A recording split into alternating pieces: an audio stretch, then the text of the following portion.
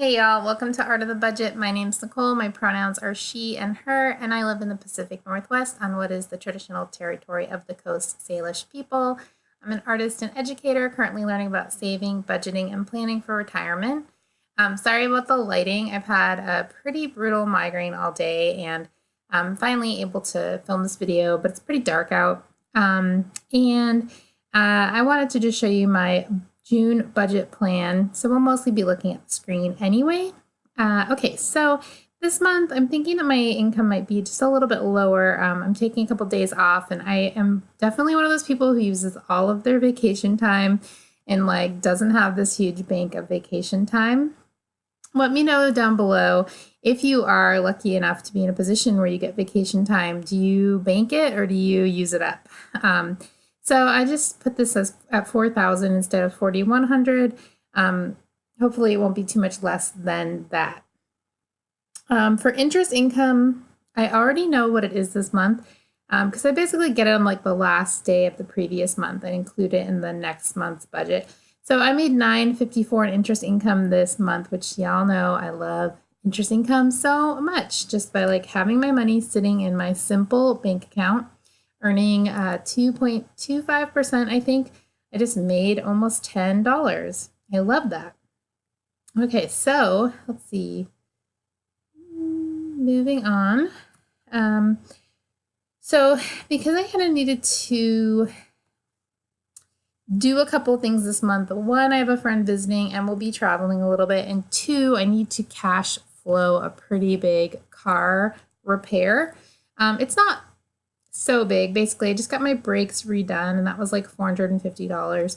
But there was also like a light on and there was the knock sensor. So that brought the bill up to about $900. I don't know how important the knock sensor was, but when I researched it, it seemed like it would affect fuel economy, and I have a big station wagon, don't get very good fuel economy to begin with. So it seemed like an important thing to fix.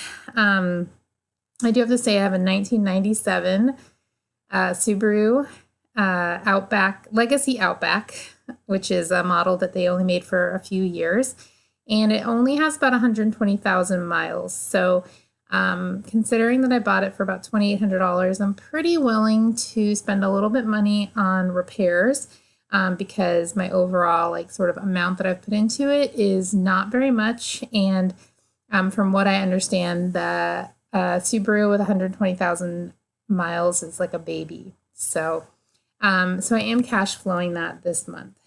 Because of that, I had to bring my bills down where I could and also be realistic where I could. And so I'm giving about half as much as I normally would in my sharing of my income. So I'm going to be doing $100 of income sharing and then $50 of 2% for art. And that might commingle. I might just end up sharing all of that. Okay, so moving on down. For savings, right now I've got this at 0. My hope is that I can put something into my emergency fund, which is currently chilling at $8,400.12. But I'm just going to see what I can do once I've cash flowed this repair. My $9.54 in interest income goes into this weird account where I just like to see how much income I've made. This is since November 2018, $55.50. Love it. Okay, moving on down, my Roth IRA will get $500. Rent, as always, is $550. Electricity, I already know this month is $32.40. My mobile phone actually has gone down $10, and so it's $62.32, which is pretty exciting. Internet is $79.95 as always. Scooching on down, because I have a friend coming to town and we're going to be traveling around the peninsula a little bit. I've allotted $150 for gas. Car registration is always $867. Going down to daily living. Groceries, again, because a friend will be in town, I've got about $350 allotted. Restaurants, I'm a little bit higher there too, $150. I'm sure that we will buy groceries and cook most of the time, but we both live in like small college towns, so I feel like if we're in Portland or Seattle, which she's flying into Portland, that we'll probably want to eat like a nice meal somewhere. So I just want to be realistic and have that allotted for or budgeted for. Okay, household is 20 as usual. Health, I'm going to go on one hiking club hike this month, and that is $20. My cats, food and medicine, I'm budgeting $135 for that. Going down to personal spending, I am allotting about $35. I just made it $34.92 to make it an every dollar budget. And this is because I feel like, I actually went to a movie already in June, and I feel like there might be a couple of other things with my friend visiting that sort of don't fall into one of my usual categories. So I'm budgeting $35 for that. Auto insurance, as usual, is $98.42, which is actually down $7 from what used to be $103 something. $7.64 for renter's insurance. For debt, I will pay my usual $300 to pay off the loan that my parents gave me. And of course, that's interest free. And then $268, which is my student loan payment. And if you don't know, I'm on public service loan forgiveness. I have a video all about public service loan forgiveness and my experience with it, as well as some questions that folks have asked, and I'll link that down below. So now we're going to go into sinking funds, which I realize that I am not super great at using as sinking funds. I guess I kind of do okay when it comes to the cats, but I feel like I actually kind of barely use them as sinking funds. I don't know. Let me know what you guys think. But anyway, I am basically cutting them way down. I'm going to put $50 in the cat fund because, of course, I'm always trying to beef up that emergency fund.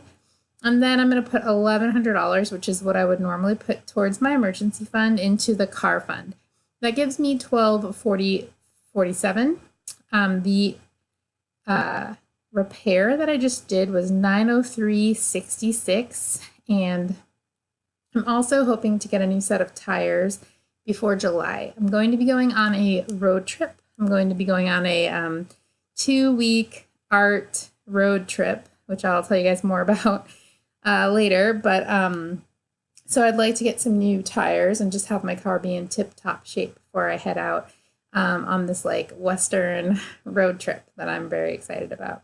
So yeah, that is my situation for June. Let me know again down below if you're a vacation user or a vacation saver, if you happen to work at a job that gives you vacation hours. And yeah, I will see you in the next video, which will be my May reconciliation. Hope you're having a super great start to your June. See you later.